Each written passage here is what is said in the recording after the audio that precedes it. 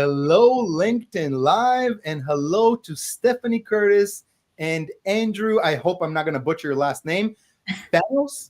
Fanous. Beautiful. Sorry, I should have practiced that before. Guys, you're in for a treat, okay? Curtis, Stephanie, and Andrew are basically coming in here to teach us about the alignment of sales and marketing. So, Andrew, you are a CRO. You basically help people with their revenue. Stephanie, you're a fractional CMO and you help people with marketing. These are the two most important skills any business can have. Would you agree with me, guys? Like without sales and marketing, you cannot run a business? Agreed. Same. Absolutely. So let's start it. Andrew, can you explain to us what it is that you do and how crucial is the help you do for companies? Why don't you tell us a little bit about yourself and what you do? Thanks, Ev.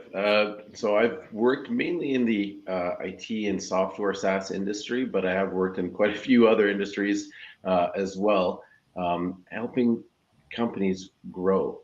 And the way that we do that, and a lot of people like saying help you grow, is really by essentially doing an assessment of their business from start to business, start to end. We look at their onboarding process from pre-sales, the moment, the first time they hear of your company, whether it's from LinkedIn, they see an ad, whatever it might be, that first impression to 2 to 3 years into your business as a customer, depending on your business model.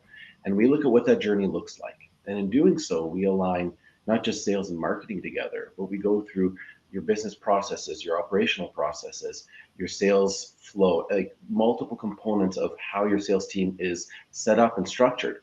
But what we do as well is we align the marketing hand in hand. We marry marketing and sales together because you'll typically see in a lot of organizations where there's we'll call it a little bit of animosity between marketing and sales, where sales doesn't like the leads or doesn't think there's enough leads or whatever it might be about marketing that they don't like or don't think there's enough of. And then marketing feels like, well, everything has to be spoon-fed to sales. Sales just wants everything to be given to them. And that is not healthy because we're supposed to have the same corporate vision, same culture, same drive.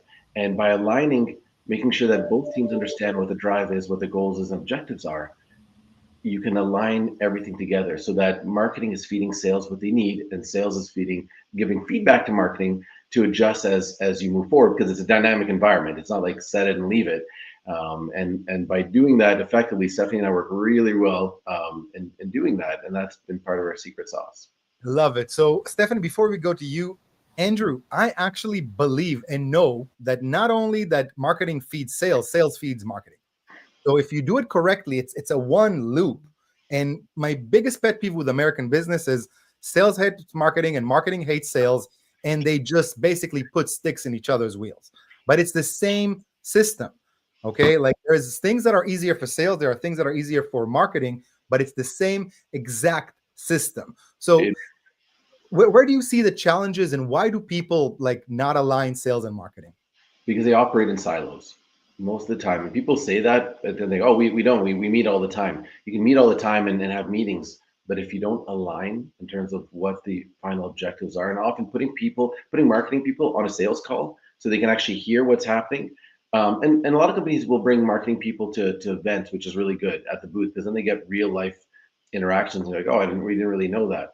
But when marketing uses salespeople as subject matter experts to understand what happens on the front lines, what are the biggest objections, why what they have or don't have as collateral and materials, or what they're able to utilize to help educate their customers is effective or not effective. But a lot of times they just say, no, use this, and they give it to them without really listening first. And then sales just complains, and then it just becomes this cycle, it's a negative feedback loop. It just gets worse and worse and worse for both sides. So Stephanie, Andrew is coming from it more on the sales side. You're coming from it more, I used to be in sales and now I'm marketing, so I understand both of you, but how does it come in the marketing side? When you come in and you help a company, as a fractional CMO, what do you see as the biggest challenges that companies face today? So like Andrew, I typically see silos. They're not talking to each other, they dislike each other, or they actually don't connect with each other. It's like, marketing is doing this, but sales needs this. And so that's the conversations we usually have. The other thing I want to point out is sometimes we are brought in, or Pace Creative is brought in, and I'm leading the marketing side of it to create a roadmap. And when I do that, in the assessment process, so in the assessment phase, we identified actually it's a sales problem. There are pillars in marketing and communications that are existing, but what's missing is a sales strategy or the sales process. And so this is again where we align very well, and that usually helps a lot in creating that connection, creating the relationship between sales and marketing, and really showing how sales and marketing actually work together. So can you, Andrew or Stephanie, give us an example of you're coming into a team? Okay, we don't have to use a real company, but what is the first things that you guys fix? What is the first things that you guys find? Can you kind of take us through? Sure. I'll jump on that first, and I'll let Stephanie add to what I might miss. But typically, it's not what they think they have a problem with. So a company will come and say, "Oh, we have a problem with our sales. We're not closing enough business, or our sales life cycle is too long." Or they have some idea of what the problem is, and that's usually the symptom. It's typically not. It's something that has to be addressed. But when you address the core issue, that usually will resolve itself, and they could be tied to business process quite often, or lack thereof. But oftentimes there's a disconnection, not just between sales and marketing, but the overall drive or objective of what the company is trying to achieve, and then what's being presented. So salespeople will be presenting one way, and if they don't understand the value, or there isn't alignment in the sales team in terms of how they're presenting, what they're presenting, and making sure that it's consistent and cohesive within the organization, but between what everyone's saying. So everyone has a different style. So, but you want to make sure it doesn't matter which salesperson you end up chatting with, or person on the business side, the message is the same, and the message should be the same. And it may be tailored a little bit depending on who you're speaking with, the type of customer, to make sure it fits, or to address a specific concern or the industry that they're in. But ultimately, it has to be consistent. And so we'll identify in the assessment, we really discuss, we want to know, where do you think there are issues, what's happening? But then because we are outside of it looking in, we tend to be able to see a fuller picture than when people are too close to the situation. Makes total sense. Stephanie, do you want to add something? Yeah, so I would say, to add to Andrew's, he's totally right. When we talk to executives, they tend to tell us, "Oh, we have a problem with this or a problem with that." And Andrew and I, because again, we're outsiders and we're very objective, we actually see problems sometimes in personalities, or focusing on the wrong metrics as an executive. Or and then when we start talking to the team and interviewing each team member, we identify additional problems or symptoms. And oftentimes I would say to you that and I think Andrew can speak to this, it's oftentimes not lack of documentation. So what we see is the executives have a very clear vision, it's very clear in their head, and they say, "Oh, but the senior people are all clear, we're all on the same path forward, we know where we're going." And then you talk to the team below that, the VPs, the directors, and nobody is aware. And so you have like that disconnect. And so I think what Andrew and I do best is documenting first that messaging, and then create playbooks for the marketing team, and then creating playbooks for the sales team, so that everybody is aligned and creating that team, that sales and marketing team that the executives actually want to see, but oftentimes do not understand the steps that are needed to create that cohesiveness. And what we've seen in a recent project that Andrew and I worked on, Andrew was a fractional CRO and I was the interim CMO for a life science company, is that by putting those documented processes and strategies in place, we've created a united team that was global, not just local, a global unified team. And that was beautiful. I mean, Andrew can speak to it, but it was a huge success. I love that. As a leader, I always think I communicate better than I actually do. So, a lot of leaders think that. They think, "Oh, I got a clear message. All my team is aligned," but it's really not. And processes, tell me if you agree with this. I believe I'm a really talented person. When I was younger and I tried to build companies, it didn't work the way I wanted because you can't teach talent. You cannot transfer talent. Processes on the other way, you can transfer. So I've learned this the hard way. I'm almost an anti-process guy, but I have to have processes on everything. Because if I want to grow, okay, I must have processes for my team to follow. They don't have my talents. They have other talents. I'm not saying I'm more talented, but it's different. So how do you guys deal with that, with leaders that are trying to share their talent with their teams? Oh, great question. And you're right when it comes to processes. And Jim Collins actually talks about this in his book Good to Great, where being on the bus, you have a lot of people, and there are certain spots on the bus, but you need to get the right people in the right spots on the bus.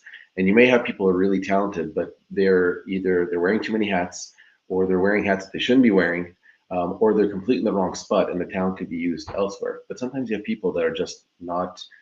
They don't share the vision, they don't share the goals. They can be sometimes toxic to the company or to the culture, and it's countercultural. And it just takes one that can really kind of poison the well. And so making sure that they're, first of all, going through the team and understanding that everyone understands the vision and understands what the goals and objectives are of the company, but for them, like how they're a part of the team and where that bus is going. So making, and in doing so, you learn, what are the adjustments that need to be made. And I'm really big on train up and help move up or move out. And it makes sense because sometimes people just haven't had the training, or they haven't been given the vision and given the opportunity to do that, or really they're put in a position that they can do a lot more, and they haven't been able to the opportunity to showcase their full potential. So allowing that and really listening to, what I often like to do is ask them, if you were in charge of the company, what are 3 things you would change to make the company run smoother, your job easier and faster, more efficient? And just and if they're part of a team and for your team, what are 3 things you would change if you could change right now, and like without consequence? And you get the best golden nuggets from that, because people, if they feel safe, they'll tell you candidly. You never know what's happening. Leadership tells us stuff, but we actually have no idea how it fits in. Or they'll point out toxicity that's holding everything back, but they'll tell you things, and sometimes it's a really quick fix. They're just not in a position to fix it. And other times it's more systemic and it needs to really be addressed on a much deeper issue. But that will often really guide where the roadmap and the assessment just opens up completely when you do that. So really listening to people at the beginning will be very telling, especially the people who are on the front lines. Get a bottom-up view will tell you exactly what you need to fix from the top down.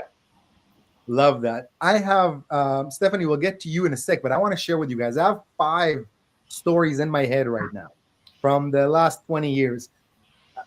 At one point, I don't know, 10, 12 years ago, I had a super, super talented creative director. That creative director could have done things that I just can't. He was a freaking god with 3D. Like, he could do anything. Like, the guy could do $50,000 commercials in a day. Truly incredible. And when I brought him in, it was like $250,000 guy. When I brought him in, he elevated us. And then I kind of put the creative on him. I was like, hey, you handle this. And he and I did not stay aligned. And I'm a very loyal person. And in a way, let's put the vulnerability, I was afraid to let him go.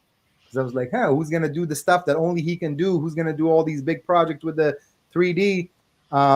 In the end, he went behind my back and done something that I just could not handle. So I immediately fired him, set him off to his way, and everybody in the company started working better. All the junior designers elevated themselves. He was killing all our talent.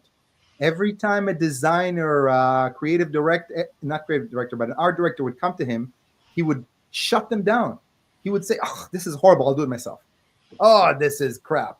Oh, and he would kill them, and I would not know because I left it, and stuff would get done, and it would get done in the way that I want to. So I was like, all right, things are working. So that was the biggest thing. When I let him go, my company soared. And then I have 4 other occasions. I think this was the earliest and the most profound. But just a couple of weeks ago, I let go of a project manager in a way I'm not proud of. It was in the middle of a meeting. She was confronting me in the middle of a team meeting. And I just had enough. I told her, just get off the meeting, please. And I fired her that day. I should have fired her months prior to that. But from the moment that happened, it caused a week of insane work, but everybody was doing better work. Everybody was aligning better. Our clients were happier. Things were moving. Those people are sometimes sticks in the wheels. And there is a whole, logic of, if you have someone like that on your team, your whole team is operating like 30% worse. Stephanie, what do you think? Oh, no, that's correct. I mean, again, I can tell you from, the clients we're working with is oftentimes the case. And again, I'm going back to that life science project that we worked on, or initiative. They wanted to do 40% growth year over year. And they had a salesperson, like a VP of sales, who's not a sales guy. First thing that he said, I'm not a sales guy. And he knew he was in the way. And then I took on an interim CMO role because they had fired the CMO and the chief strategy officers. And they were also not doing what they're supposed to do. And we're creating actually, misalignment within the sales and the marketing teams. And so that's what we were brought in to fix. And that's what we did within 9 months. We fixed the entire sales and marketing, and we're able to align those two functions, and also bring in a new chief revenue officer to take over. Because again, the processes were created, the job descriptions were created, everything was mapped out to set that new chief revenue officer for success. Love that. So can you maybe share, Andrew or Stephanie, some KPIs, or when you come into a company, how do you align the departments? What do you do in order to do that? Can you give us some steps? Sure. I think we'll both answer this one. But to add to what you had said before in terms about sticks in the wheels, and this actually answers the question. The second thing when we do the assessment that we look for, or we really investigate before we get too deep into the weeds, is the culture. What is the temperature of the culture? Because people is like, oh, they'll have their mission, vision, like what their culture is supposed to be on the wall, or in their booklets and whatever. But is that really the culture that's there? Are people happy to come to work, or they can't wait for the weekend?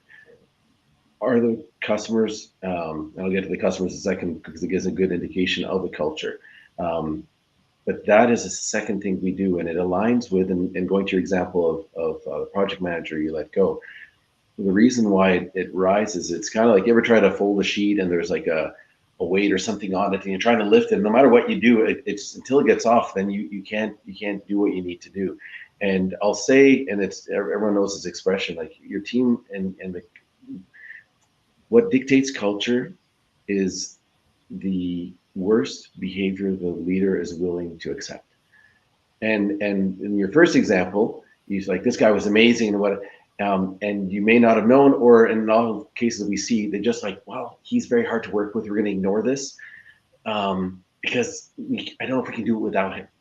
But as soon as and we see this with scientists and in companies, when there's a specialist or a doctor or the senior engineer, and they're brilliant, but they treat people terribly, it affects everything, and it's actually more costly than letting the person go.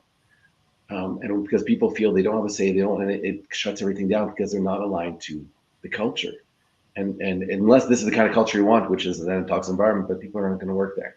I don't know people who say this is what I want, but a lot of people are they think, oh, culture is a very organizational psychology type of fluffy word, but it dictates everything. And what I mean to that, to further your question, is if you have a really healthy culture and people love doing what they do, it's evident in marketing and sales. People, they talk to their clients, talk to their customers, they hear it, they feel it.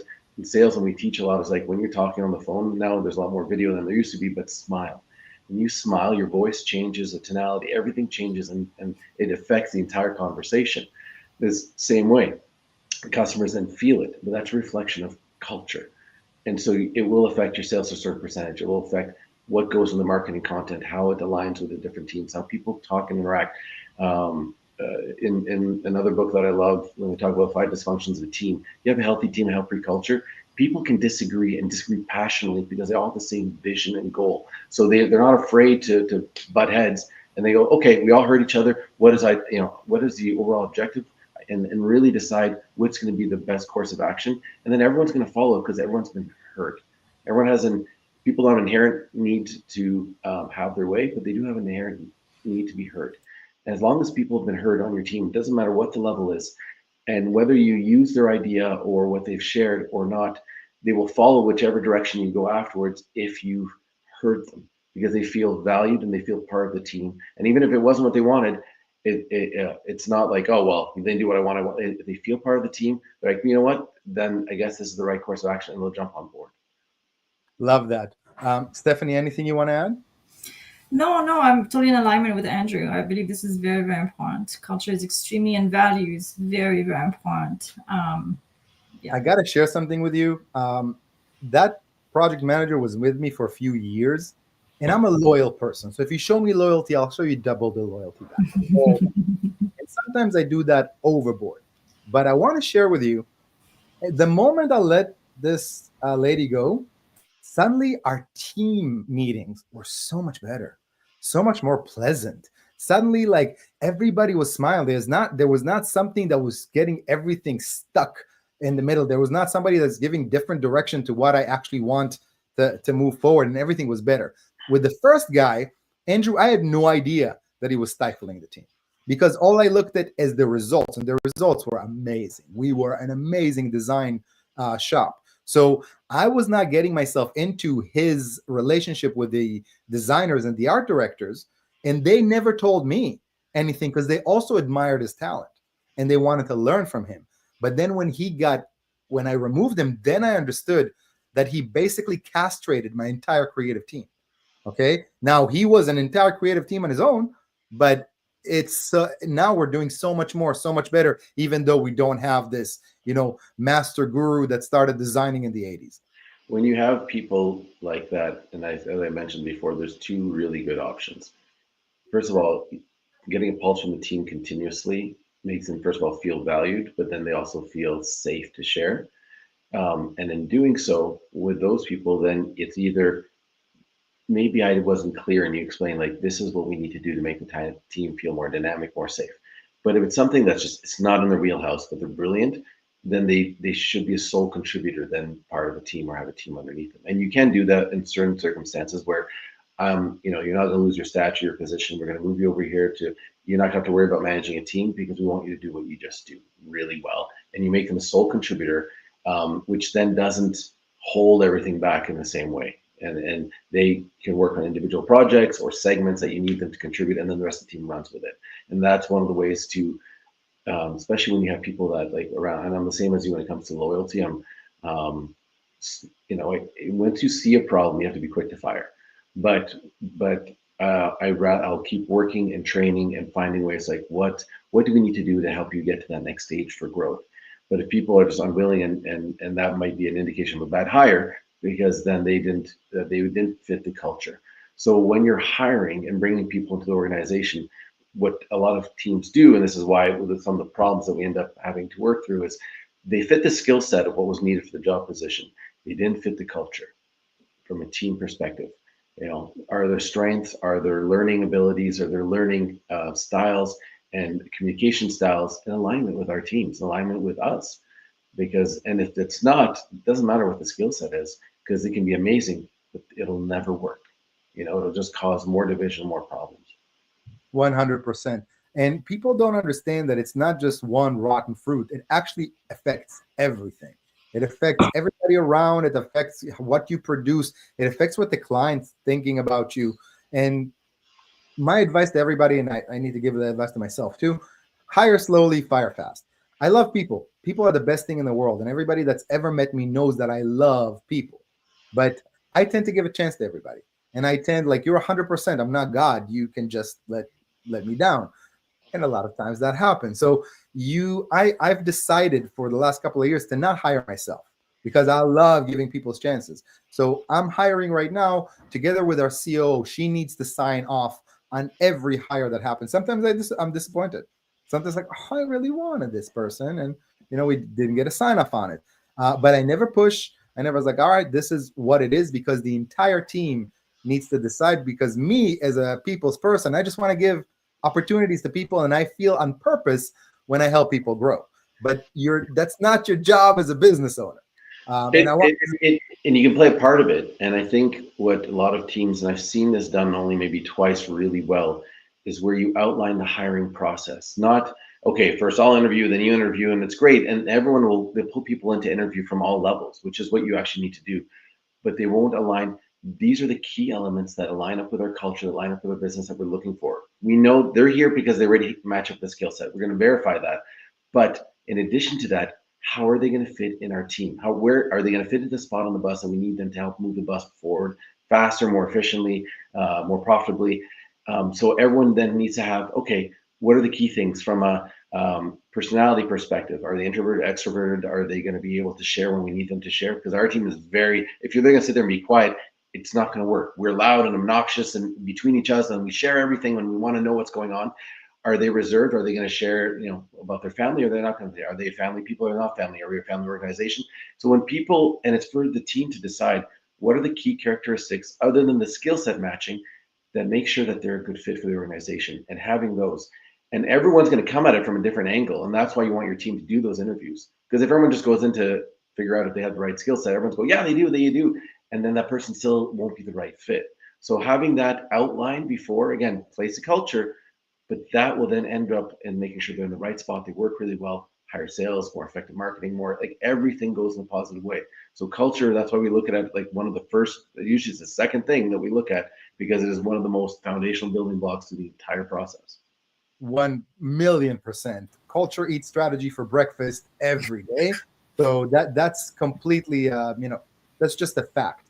Now, can you guys give us an example for like an alignment in real life? Can you give us an example of maybe something you worked on of how sales and marketing align and how that really creates success? Because that's what you do to help companies. I'll start and I'll let Stephanie finish on this one. So when we do our assessment, we do a more like a CRO assessment and a CMO assessment. And in doing so, kind of like what I just said in terms of how we hire you, outline what are the things you're looking for, we've done this in our assessments. So our assessments, even though separate at first, they're in alignment because they're parallel in what they're looking for on the different sides. And then there's a part that overlaps because we actually will do them together. So Stephanie will be heavily involved to catch all the things she needs from a CMO perspective, from the CRO assessment, and vice versa. And we actually present them and align them together when they're presented, because then we say, we found these commonalities, we found these, and this is how these will come together. So by doing that together, that's one of the other things. We don't just go and operate our own. Here's my assessment, here's this, give it to the customer, it's done. No, I sit on hers, I go through hers, she revises mine. We go back and forth because we both understand each other's. Stephanie is a guru in what she does, and I can never come close to it. But when you add the sales component to how it has to plug in, she goes, that's a good point. So then she'll go and adjust it based on that in terms of how it's presented or how it has to be implemented into that organization. And the same thing on the sales side.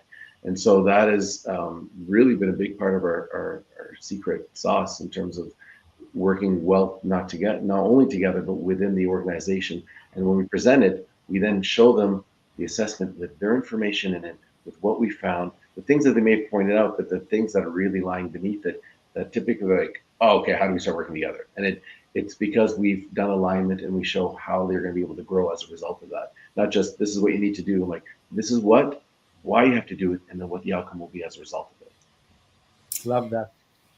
I'm just going to add two things to it. The first one is, the assessment is always aligned to the business goals. So again, it's all around aligned. So the first part of the assessment is meeting with the executive team and understanding exactly, what are their goals with the business, and truly going to the nitty gritty of it. Why are they growing, and what's the vision, and then understanding how to get them there through the assessment as well. So we're always thinking about the end goal of the executive team, and then look from that lens at the assessment when we revise it together.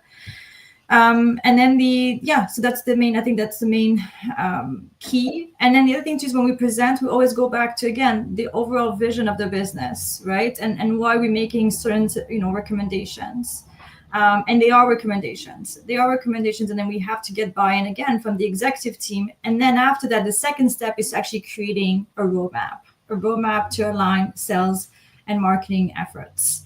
And that is tailored. That's the other thing I was going to add to what Andrew said. Everything is tailored based on the organization's, the size of the organization, the goals of the organization.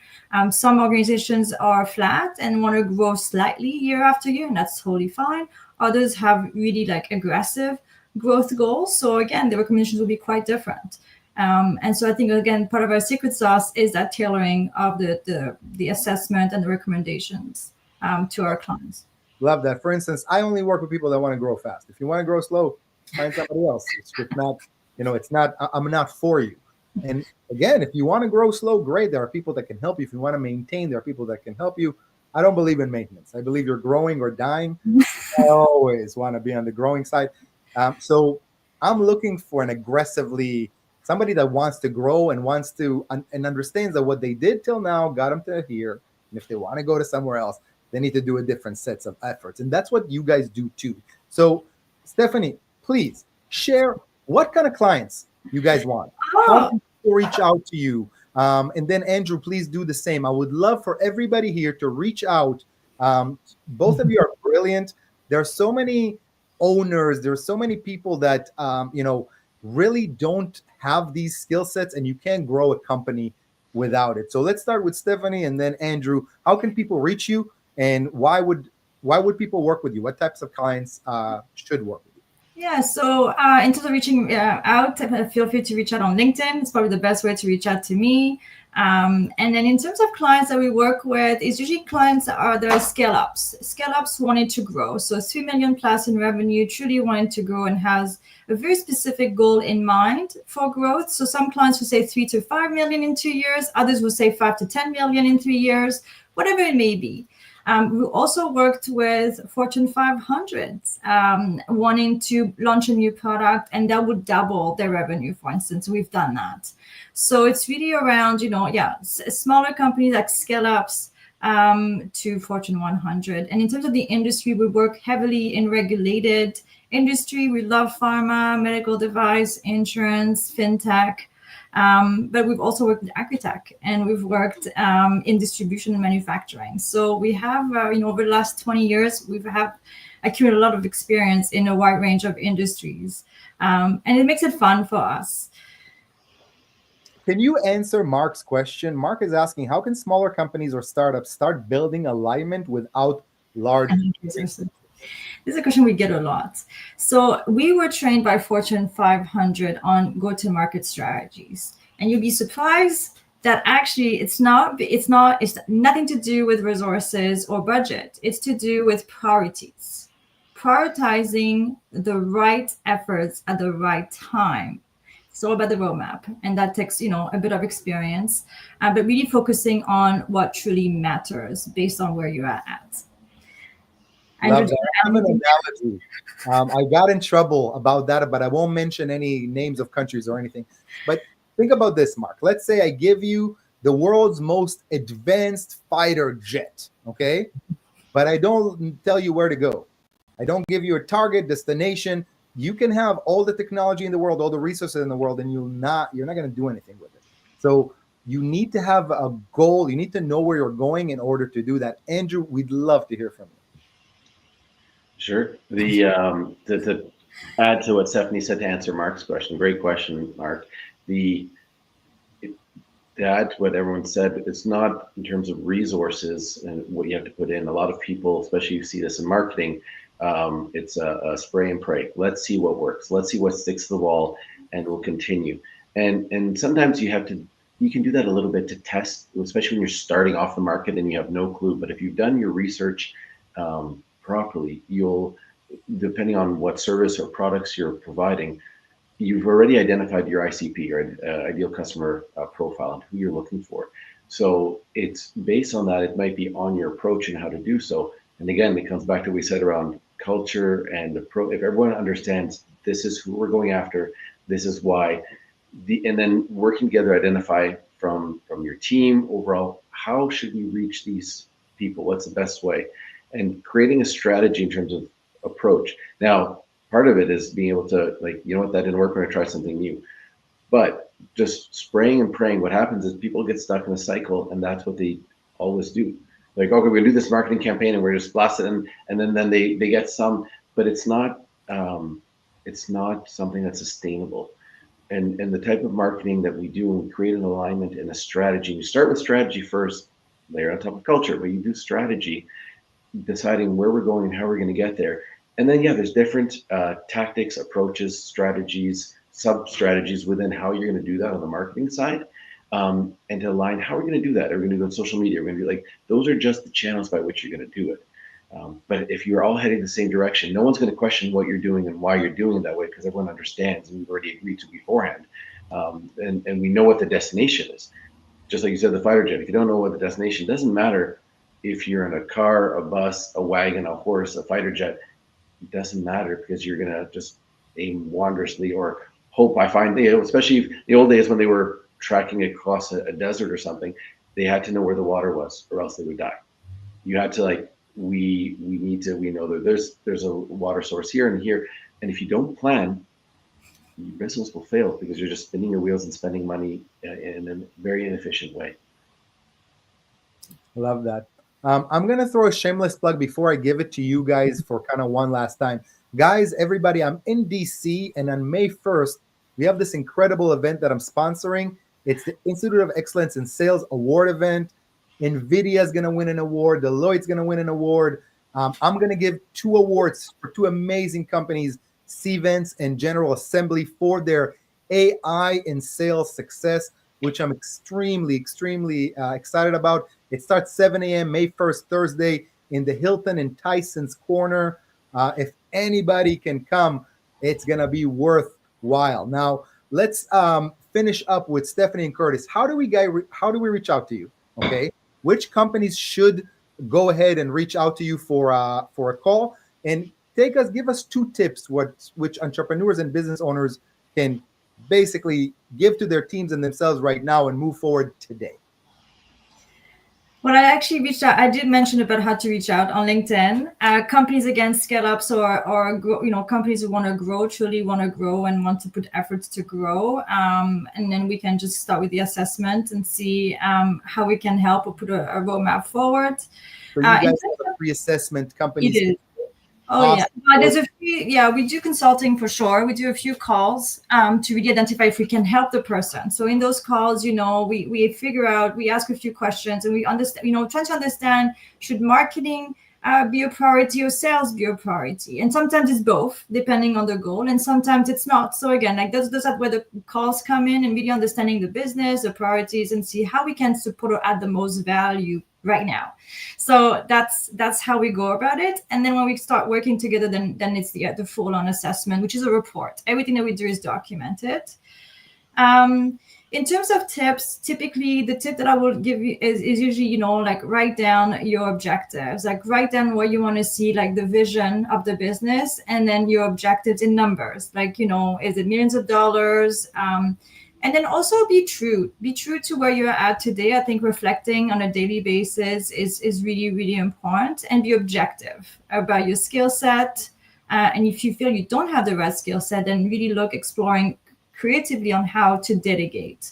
So I'll give a lot of tips at this point. Let Andrew, I'll pass it on to Andrew for his tips. Well, how to reach us, as Stephanie said, but in case I'm not sure what you guys see, but company is Pace Creative, creativepace.com. You can also reach us through the website and see case studies and examples of what we do, or individually on LinkedIn, and either way ends up in the same place. We work with and from very small and startup companies to very large, and the approach is the same. So it's not something that needs to have a lot of resources, but we will identify based on your goals, and goals will help you refine them too. A lot of times, I want to achieve a certain amount of money. I'm like, is that the goal, or is that the outcome of what what your company objective and vision is trying to do? And they, you're right. And so aligning the vision with what those goals are, and putting steps to achieve them. And sometimes the goals are too low, and sometimes they're too high, or they just have to be aligned in the right direction. And that's a big part of what we do in working with the companies that we do. That is amazing. Let me share your website really quickly so everybody can see. LinkedIn, go to the website. Wonderful, amazing people. I got to shout out David Solomon that introduced Stephanie to me. David, thank you. You always introduce me to the best types of people. And everybody, please follow Andrew, follow Stephanie, go to their website, do the assessment. It's amazing. And guys, thank you so much for sharing the time with me, sharing the values with our community. And I would love to do another one with you in the future. Absolutely. Thank you very much, Zev. It's wonderful speaking with you today. Wonderful. Andrew, thank you, man. Thank you guys very much. Have a great day. Bye, everybody. Visit them on LinkedIn. Visit their website. Worthwhile People Association is key. And everybody have a wonderful week.